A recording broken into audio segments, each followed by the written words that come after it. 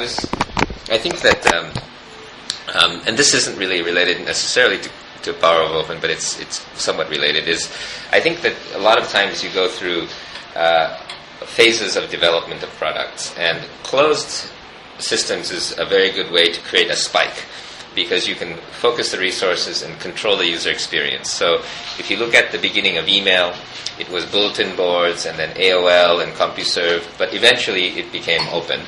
And many things. What you do is it's great to have this kind of genius single-person designer, and also it's a very good way to attack a weak monopoly. So you have Microsoft weak monopoly, then you have Steve Jobs come in with a spike and go after Microsoft, and then it creates a whole new metaphor for the tablet, for the phone, and for this whole ecosystem. But eventually, even if you look at Apple, the ecosystem is now that they have a very high margin, but more and more of the IP inside of the phone and the apps inside of the phone is controlled by people outside of Apple, and they become kind of this Mubarak situation, right? So they become the dictator, they take all of the margin, but the ecosystem becomes increasingly they have lower margins and providing more value. And Open's not very good at doing this kind of spike of innovation. It tends to be very good at taking an ecosystem and making it more efficient. So what the internet did was it took a very broken old system like the telephone network and completely reduced the cost and redesigned it by making open. And internet completely revolutionized telecommunications, but only after telecommunications was built by these monolithic systems. And so similarly, I think Apple has proven certain ecosystems. So you now have Android is now beating the iPhone market, and you have other ecosystems of musicians coming in to try to replicate the iPhone. So Apple is a very important player in the field to get a couple of the key ideas out. They have some intellectual property to protect some of the positions that they have, but in the long run, Open will always win. Not always, but usually win. And the monopoly will often hold the monopoly, one, based on the market share, and two, based on intellectual property. But I think in the long run, Open generally wins in the same way that open society will generally win over dictatorship. And I don't want to equate... I don't want you to write the headline, Steve Jobs is Gaddafi, but that's not what I said. But I think that it creates an ecosystem imbalance when one person has too much control for a long period. So, do you think that Creative Commons can be a key for democracy? Yes. It's just being already. Yes. I mean, I think the key to democracy. So in the old days, you had exploitation and pillaging, and you had riots. That was the way that kings and the peasants interacted, right? So pitchforks and swords, and then eventually the printing press came, and then you had votes and books. So journalists, and you had voting. And now you have the people writing. And so now it's about free speech. So personally, people may have different views on this, but I think the voice is more important than the votes. Because uninformed votes really is not useful. Direct democracy with a television and a vote button has really no value in democracy. But as soon as the people can talk, they can convince each other. And what you realize looking at the Arab Spring stuff, it's really about communication, it's about voice, it's about courage. And they didn't have to go and...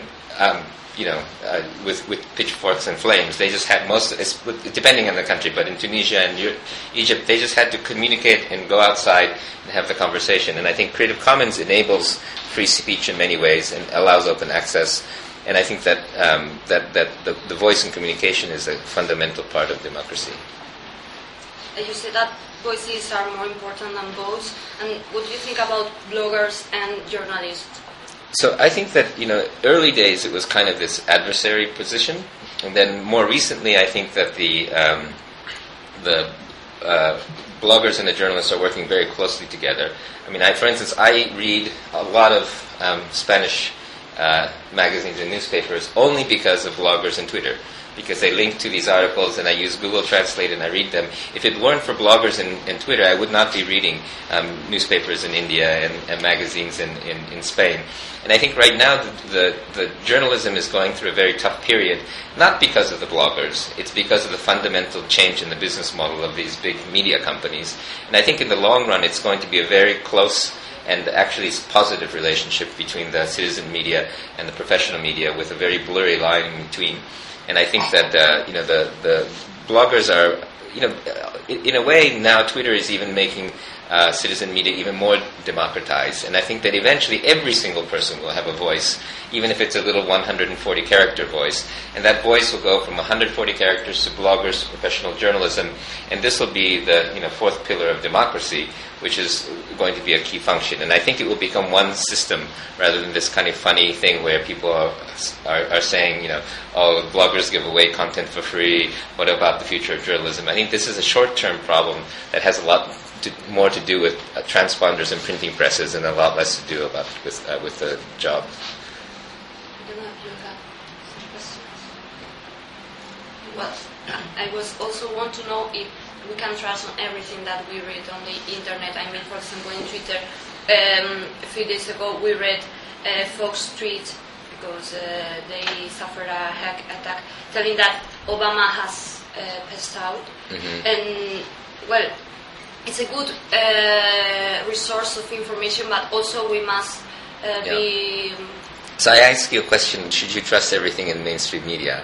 or in a bar. Or in a bar, I think that people have to learn media literacy, and I think that the strength of the media is as strong as the literacy of the people who are reading it. And Wikipedia, the best way to use Wikipedia is look at the discussion about the article. The best way to use social media is to read lots of sources and ask questions and interact with the social media. And I use social media a lot to fact check mainstream media, and it's a great way to do that because I know who to ask, and we can have a conversation. And social media is a conversation. And it's like you walk into a conversation at a cocktail party and somebody's talking about something. So I don't know. So the answer is no, you shouldn't trust everything you read on the internet, but you shouldn't trust anything you read, period. I'm sorry. Did you have another question? Go ahead. Oh no, you can. I just wanted to draw your attention a little bit to our book we have. So I know that Joi, there's so many interesting questions to ask Joi, but I think this project that we worked on at Creative Commons is particularly interesting. And have you had a chance to hear anything about it, or? Well, so let's talk about the power of open. Well, so this book is. I think this is an important book because Creative Commons in many places. Again, I won't quote the mainstream media, but in many places they equate Creative Commons with piracy. They equate Creative Commons with trying to force people to give stuff away. In Italy, the headlines have been, some of them have been crazy. I think it's very important to understand that Creative Commons is an enabling technology and set of legal tools. To basically what it does is it allows you to take a decision you have made and express it. It's not trying to force you to make a certain decision you don't want to make. And the other thing is Creative Commons is much like an infrastructure in the way Internet is infrastructure. So, Internet, everyone uses it now. Amazon, the White House, Al Jazeera, your newspapers.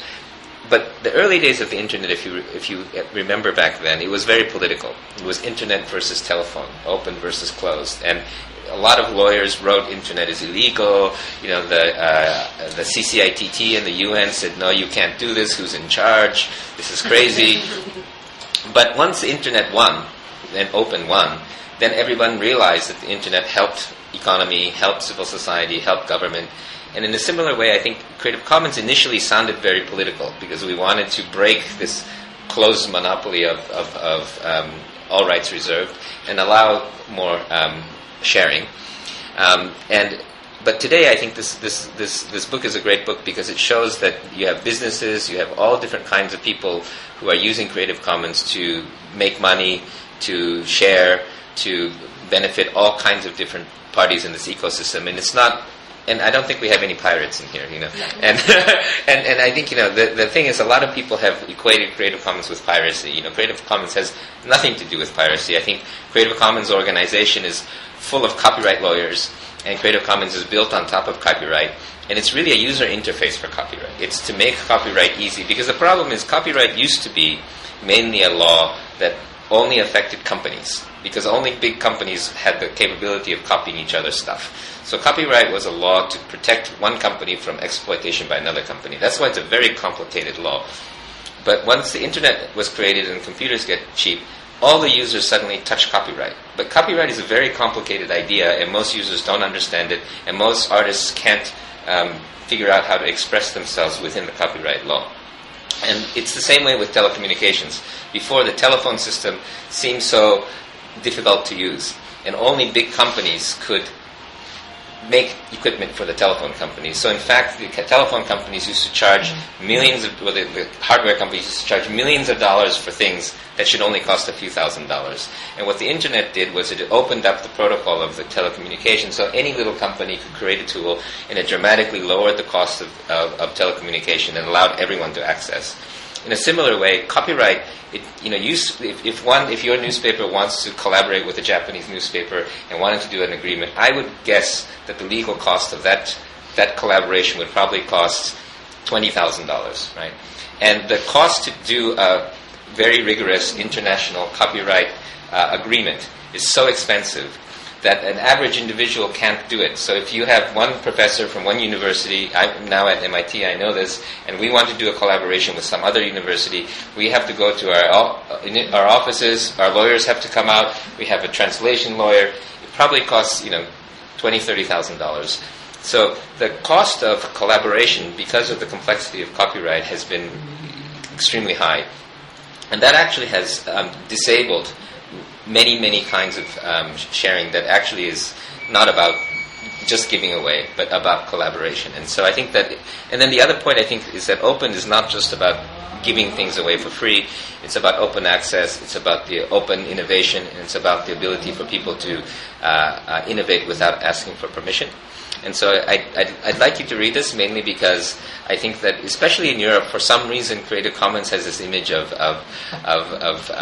free as in free beer, when really it's free as in freedom. So we can send you a PDF in Spanish, and I think the best way, we made it in 9 languages, including Spanish, and it's really a very good way to understand what Creative Commons does and what we are by reading the stories, 31 stories of the people who use it. It's much easier than listening to us explain, the details of the organization, but to read the people who use it. So we'll send you a copy in Spanish. Thank you.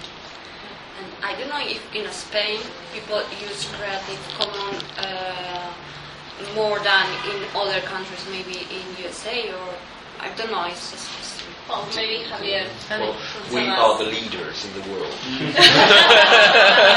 Why is this? Because we are more open to the it's true. We get the statistics from Creative Commons, and we are the leaders in the world in 2 points. First, in number of works, and second, in number of works per inhabitant. So Spain is really strong in free works. Why? There's also another peculiar situation, and I don't like to speak about these things, but it happens that we've got a collective agency, the collecting agency, Asociación de Autores, for the authors, who is statistically the most hated organization in Spain. That's very weird. Okay, but it happens. So there's plenty of people who do not agree with these collecting agencies. So they just try to look for alternative models. And I make this kind of speculation to think that that could be one of the reasons. But it's very strange that Spain has developed so many free works. We've got also this Cátedra of free software from González Barahona that is leader also in the world because it's methodology, etc., etc. We've got Media Lab Prado also. Media Lab Prado is really an important agent in this field. And I believe that we have plenty of hackers in this country that they are not inside any organization, they just hack and they just enjoy themselves. Hacker, not cracker. Okay? Hacker, people who build, cracker, people who destroy. And so those could be some of the key questions I think that can help us to lead this. But we also lead in judicial resolutions. The first copyleft resolution was here in Spain from an organization called La Dinamo. La Dinamo is an association, a cultural association, that all the laptops that they were there were free software, were Debian. Music that was communicated there was free music. So when this collecting agency, Asociación de Autores, came against La Dinamo, I think it was in 2006 already, La Dinamo won the case. Why? Because it was so clear and so evident that they were not only trying to avoid works from Asociación de Autores, but they hated Asociación de Autores. That the judge in the end was absolutely convinced that nobody there wanted to communicate any work from this collecting agency. So those are things that are happening here, a bit of amateur sociology, but I think it works. I don't know if there is a relationship in how people use Creative Commons and how they use piracy. I mean that Spain is a country where we do piracy. That is not true.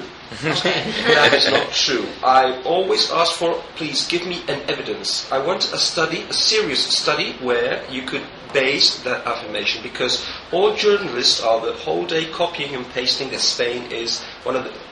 It was the most, the country with most piracy, then it happened to be one of the most. What about China? Okay, 1,200 or 300 million people, and Spain is going to be the most piracy country. This is absolutely stupid. The Minister of Brazil, okay, when Gilberto Gil finished, made some declarations where he said that they had a problem in Brazil because they had 40 million people who were pirating. So if a minister of that country as Brazil says that they were 40 million people, okay, now we are 47 here in Spain, and not all 47 have internet connection. So Spain is not the country where we have the most piracy.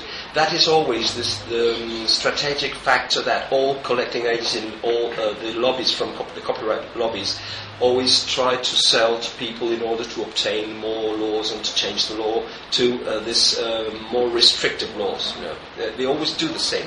But if you go to France and then you ask, they always say, "Oh no, yeah, France is one of the countries where there are more piracy, etc." So they say the same all around. But when you want some studies, you don't have those studies. And if you go to the United States, the Congress asked the accounting office of the executive for, please, could you study how these lobbies are calculating their loss because of the piracy? And then the accounting office said that there was no way to understand how those figures were made, except in one case, when someone downloaded what it's called vademecum, this book, this special book for doctors, because they say, well, we can speculate that when someone downloads a vademecum, it's not for, just having fun. It's going to be a doctor. So in one case, you could say, well, one download is one copy that hasn't been sold. But I recommend you just Google, okay, Accounting Office, United States, piracy, and read that. It's about 40 pages, and it's stunning. Just look at it, read it, and then you will just see how the most part of the mainstream discourse is just alive from the lobbies who are trying to, of course, make their job and obtain their results in a different in changing the law. For example, lacing in Spain. I think we have time for maybe one or two more questions. Okay, I guess I can finish asking you if you think that Creative Commons could help to solve the problem of piracy, and in which way.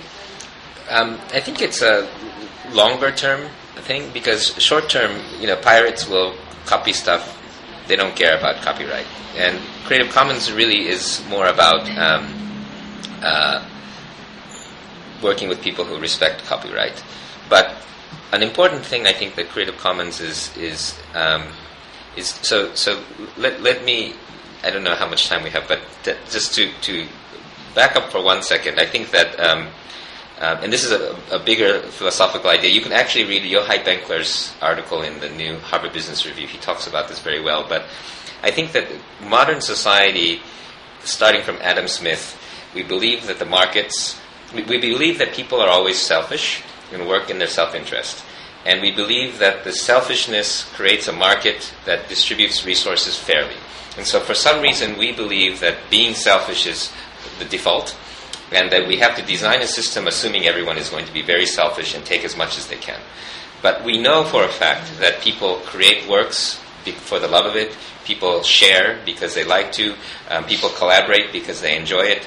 But the problem is that we've designed a system that creates businesses and creates structures assuming everyone will always be only selfish, right? And I think this is a basic problem. And one of the problems that we have now with the artists and the consumer is that you assume the consumer will steal if they can, and the artist assumes they won't get paid unless they force the consumer to pay. So the relationship between producer and consumer is adversarial, right, in many ways. And the only thing that protects the creator right now, everyone thinks, is the law, right? Well, in fact, if you think about it, if there is a huge respect, there's a restaurant in San Francisco where they say, pay whatever you want. And they actually make more money than before they had a price. Because when you say pay whatever you want, of course you could, if you think everyone's selfish, no one will pay. But in fact, everyone pays more than what they would have paid if there was a price. And I think human nature is actually very trusting, and most people, and there's a lot of studies that show, maybe 75% of people will overpay when given a chance, and 25% will not. But there's some studies about this.